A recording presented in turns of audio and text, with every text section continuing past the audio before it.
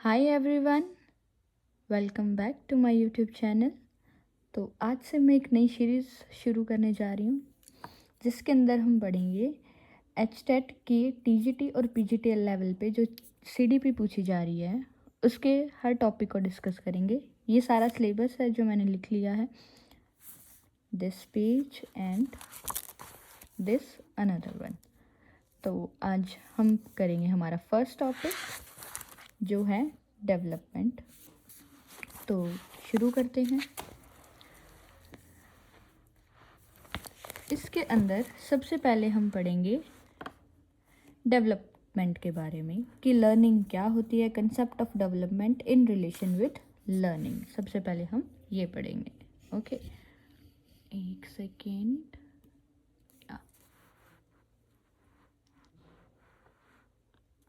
तो dependency to autonomy, सबसे पहले इसके अंदर आता है हमारे पास टॉपिक डिपेंडेंसी टू ऑटोनॉमी। इसका मतलब कि कोई खुद के ऊपर कैसे डिपेंड होता है, खुद को सेल्फ गवर्नमेंट कैसे करता है।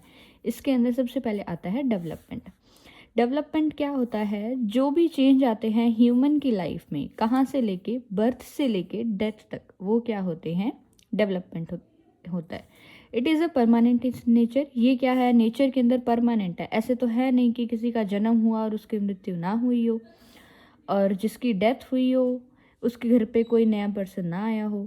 तो डेवलपमेंट क्या होता है, जो बर्थ से लेके डेथ के बीच में जितने भी चेंजेस आते हैं वो सारे डेवलपमेंट के अंदर आते हैं।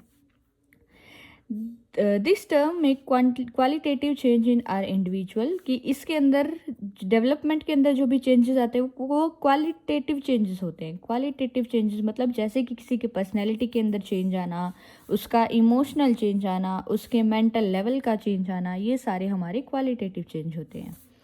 डेवलपमेंट के कुछ पार्ट्स होते हैं जिसके अंदर सबसे पहले आता है फिजिकल डेवलपमेंट जो हमारी बॉडी से रिलेटेड होता है। फिर आता है कोग्निटिव डेवलपमेंट जो माइंड से रिलेटेड होता है। उसके बाद है इमोशनल डेवलपमेंट जो हमारे इमोशन से रिलेटेड होता है।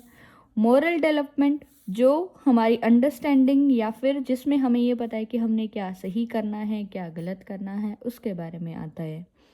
उसके बाद आता है लैंग्वेज डेवलपमेंट जो कि हमारी लैंग्वेज से होता है। जैसे कि जब हम छोटे होते हैं तो हम कुछ नहीं बोल पाते हैं, थोड़ा बड़े होते हैं तो हम एक लैंग्वेज सीखते हैं। वो कौन सी लैंग्वेज होती है, जो हमारी सोसाइटी की लैंग्वेज होती है। उसके बाद हम स्कूल जाते हैं, स्कूल में हम एक नई लैंग्वेज सीखते हैं, तो ये क्या है, हमारा लैंग्वेज डेवलपमेंट।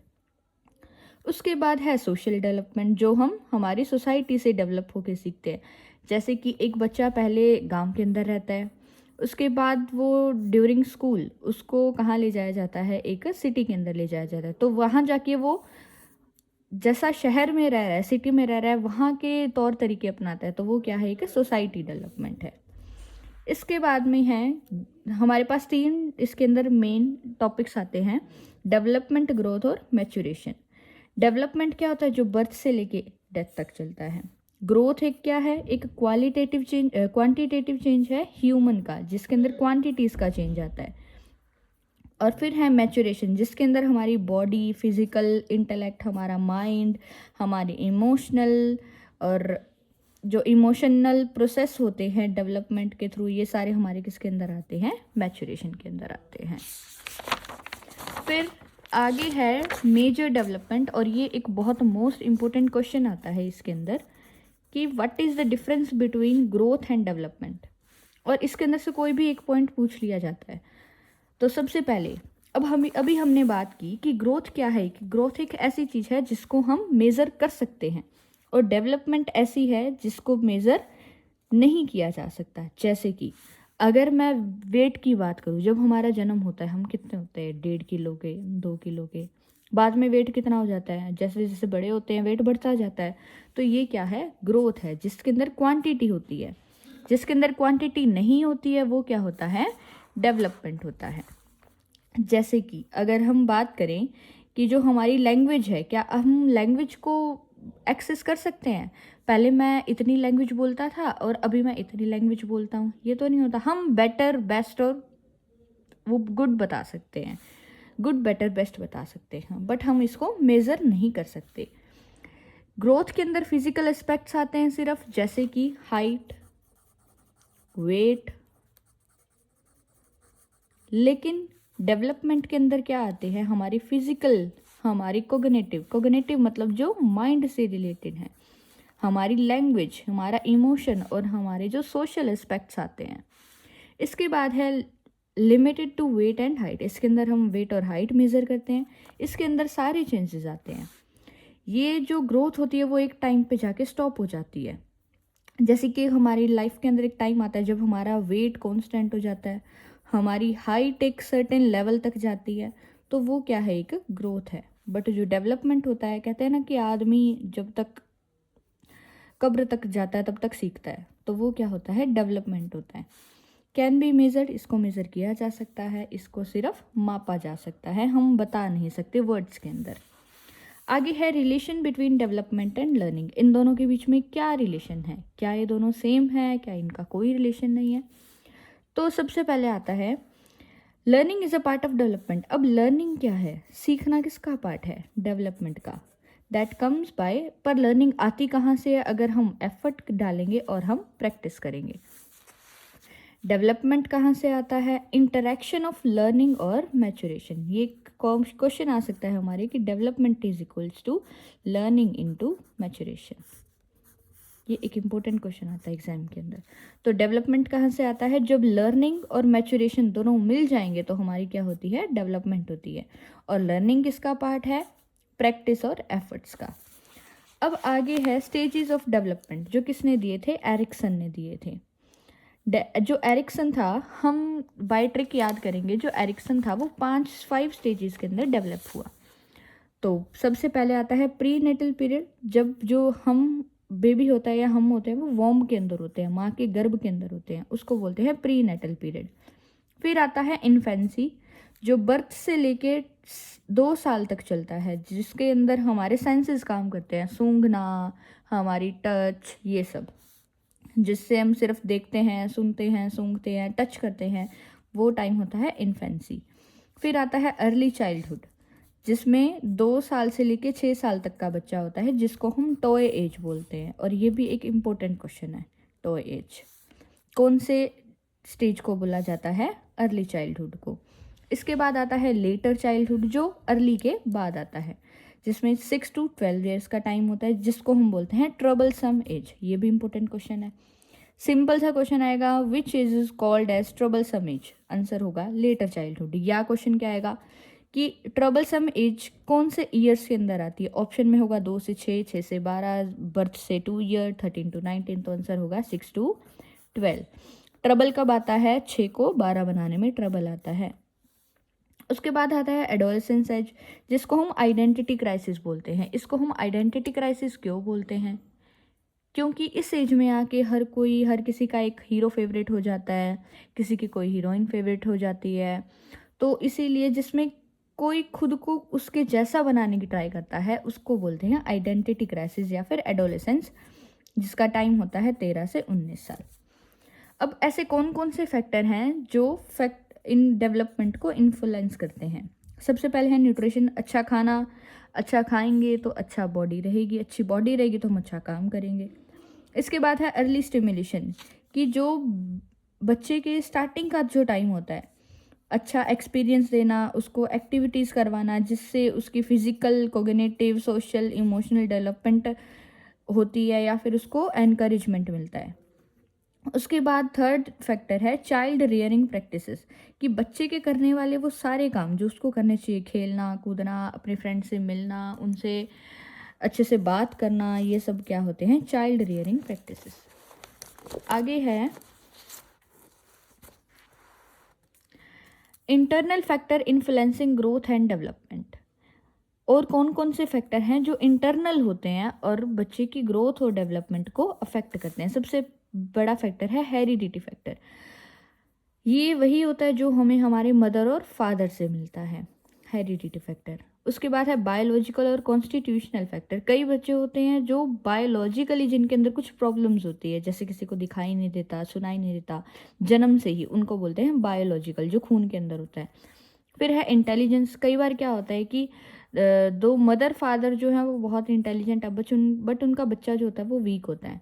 और कई बार क्या होता है कि मदर फादर वीक होते हैं बट उनका बच्चा बहुत इंटेलिजेंट होता है, तो ये उसका खुद का फैक्टर है। उसके बाद है इमोशनल फैक्टर, जिसके अंदर उसके इमोशंस के बारे में हम बताते हैं। फिर है सोशल नेचर, ये भी हर किसी का अलग अलग होता है, कोई सोसाइटी के अंदर सबसे अच्छे से बोलता है, कोई कम बोलता है। फिजिकल फैक्टर के अंदर आते हैं जो भी सारे फैक्टर मदर से रिलेटेड होते हैं, वो सारे फैक्टर फिजिकल फैक्टर्स आते हैं। इन्वायरमेंट अवेलेबल आफ्टर बर्थ, ये सबसे ज़्यादा इंपॉर्टेंट होता है। बिफोर बर्थ चीज़ें हम देखते हैं, बट आफ्टर बर्थ भी चीज़ें बहुत इंपॉर्टेंट होती है। और इस सब के अंदर टीचर का क्या रोल है ग्रोथ और डेवलपमेंट के अंदर, ये भी जानना बहुत ज़रूरी है। टीचर क्या करता है, उसको एक राइट डायरेक्शन देता है, उसको गलत और सही के बारे में बताता है। ये सब काम किसका होता है, टीचर का। आगे है कुछ प्रिंसिपल जो डेवलपमेंट ऑफ चिल्ड्रन के लिए हेल्प करते हैं। इसके अंदर हमारे पास कुछ 12 प्रिंसिपल्स हैं। सबसे पहले है कॉन्टीन्यूटी और चेंज। जो डेवलपमेंट होता है ये कॉन्टीन्यूसली चलता रहता है और इसके अंदर चेंजेस भी आते रहते हैं। जैसे कि अगर हम केजी और नर्सरी की बात करें तो हमें सिर्फ कुछ न्यूमेरिकल टर्म्स ही आते होते हैं, जैसे कि काउंटिंग हो गया या अल्फ़ाबेट्स हो गए। बट जैसे जैसे हम बड़े होते हैं हम काउंटिंग से टेबल सीखते हैं, कैलकुलेशन सीखते हैं। तो ये सारा क्या है, कॉन्टीन्यूटी और चेंज का। आगे है principle of development proceeding from general to specific. पहले हम कुछ कुछ छोटी छोटी चीज़ें सीखते हैं और बाद में हम उनको गहराई में जाके सीखते हैं, तो वो क्या होता है, जनरल टू स्पेसिफिक। पहले हम एक बड़ी चीज़ सीखते हैं, उसके बाद हम उसको पार्ट्स के अंदर सीखते हैं। और ये इम्पोर्टेंट क्वेश्चन है जिसके अंदर क्वेश्चन आएगा development is a type of general to specific, specific to general, ऐसे करके। प्रिंसिपल ऑफ इंडिविजुअल डिफरेंस, क्या सबका डेवलपमेंट सेम होता है? कोई बच्चा होता है जो 11-12 महीने का चलने लग जाता है, कोई बच्चा होता है जो 1 साल बाद चलता है। तो ये जो डेवलपमेंट है वो सबका डिफरेंट होता है, अलग अलग होता है। नेक्स्ट टॉपिक है इसी का प्रिंसिपल है principle of uniform pattern and sequence. जो सभी का पैटर्न क्या होता है, सेम होता है। अब ऐसे तो है नहीं कि कोई पहले एडोलेसेंस के अंदर आ जाएगा, फिर कोई इन्फेंसी के अंदर आ जाएगा, फिर कोई दूसरी एज के अंदर आ जाता है। नहीं, सबका सीक्वेंस सेम रहता है, यूनिफॉर्म पैटर्न रहता है, बट सबका तरीका अलग अलग होता है। अब आगे आता है प्रिंसिपल ऑफ डायरेक्शन। जो हमारी बॉडी की डेवलपमेंट होती है वो 2 डायरेक्शंस के अंदर होती है। एक आता है सिफेलोकॉर्डल, दूसरा आता है प्रॉक्सिमोडिस्टल। सिफेलोकॉर्डल के अंदर क्या आता है, जब हमारा जो बॉडी है वो हेड से लेके फुट तक ग्रो करता है। सबसे पहले हेड ग्रो करेगा, फिर हमारे धीरे धीरे नीचे के पार्ट्स ग्रो करते हैं, उसको बोलते हैं सिफेलोकॉर्डल। और जब हमारा डेवलपमेंट सेंट्रल पार्ट मतलब हार्ट से शुरू होके और बाकी पेरिफेरल मतलब बाकी बॉडी पार्ट्स तक होता है, उसको बोलते हैं प्रॉक्सिमोडिस्टल। ये भी एक इम्पोर्टेंट क्वेश्चन है जो लगभग पेपर के अंदर आता है कि सेंट्रल पार्ट से पेरिफेरिस तक का जो डेवलपमेंट होता है उसको क्या बोलते हैं, सिफेलोकॉर्डल या प्रॉक्सिमोडिस्टल। उसके बाद है प्रिंसिपल ऑफ इंटीग्रेशन। हमारी बॉडी का सारा डेवलपमेंट होने के बाद क्या हम ये कहते हैं कि नहीं मेरा तो सिर्फ हाथ बड़ा हो रहा है, या मेरा सिर्फ पैर बड़ा हो रहा है, या मेरे सिर्फ नेल्स ग्रो कर रहे हैं? नहीं, हम हमारी ओवरऑल बॉडी का नेम लेते हैं, तो उसको बोलते हैं principle of integration. Principle of inter relation, कि हमारी जो बॉडी है वो सारी आपस में इंटर रिलेटेड है। नेक्स्ट है principle of maturation and learning. Principle जिसके अंदर हमारी बॉडी मैच्योर होती है, हमारे इमोशन, हमारी सोशल, ये जो सारी चीज़ें आती है वो मैच्योरेशन के अंदर आती है। और लर्निंग ये हम पढ़ चुके हैं। Principle of joint product of heredity and environment. जो डेवलपमेंट वो होती है वो हेरिडिटी और एनवायरनमेंट के प्रोडक्ट के इक्वल होती है, कि हमारी हेरिडिटी और हमारा एनवायरनमेंट दोनों अगर अच्छे होंगे तो हमारी डेवलपमेंट भी बिल्कुल अच्छी हो जाएगी।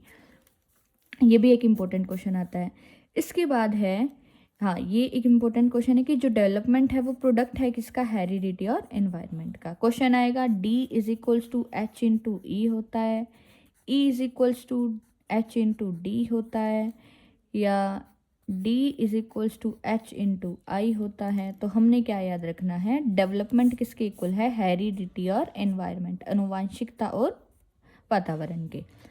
प्रिंसिपल ऑफ टोटल डेवलपमेंट, कि जो हमारा डेवलपमेंट होता है वो टोटल होता है, अलग अलग नहीं होता है। ऐसे थोड़ी है कि जब हमारा जन्म हुआ उसके बाद सिर्फ पहले हमारा हाथ बढ़ा फिर हमारा पैर बढ़ा, नहीं, हमारी जो पूरी बॉडी है वो एक साथ ग्रो करती है, थोड़ा थोड़ा थोड़ा पार्ट्स के अंदर। उसके बाद है प्रिंसिपल ऑफ स्पाइरल और लीनियर डेवलपमेंट। स्पाइरल होता है ऐसे स्प्रिंग की शेप में, लीनियर होता है एक ही डायरेक्शन में। तो जो हमारा डेवलपमेंट होता है वो क्या होता है, स्पाइरल होता है। ऐसा नहीं है कि एक ही डायरेक्शन के अंदर होता है। एक ही डायरेक्शन के अंदर मतलब पहले सिर्फ हमारा सिर बड़ा होगा, फिर हमारे हाथ बड़े होंगे, फिर हमारे पैर बड़े होंगे, नहीं, हमारी पूरी बॉडी का थोड़ा थोड़ा थोड़ा थोड़ा हिस्सा बड़ा होता है। तो ये क्या होता है, स्पाइरल डेवलपमेंट होता है। नेक्स्ट है principle of significance of early development, कि हमारी जो बॉडी है वो अर्ली ज़्यादा डेवलप होती है, जैसे कि 18th की एज तक हमारी बॉडी लगभग डेवलप हो जाती है। उसके बाद हमारी बॉडी कॉन्स्टेंट हो जाती है, उसके बाद सिर्फ हम ग्रोथ करते हैं। ठीक है, तो ये था हमारा आज का फर्स्ट टॉपिक, डेवलपमेंट। कल हम करेंगे next topic, heredity and environment. Okay, bye bye, thank you.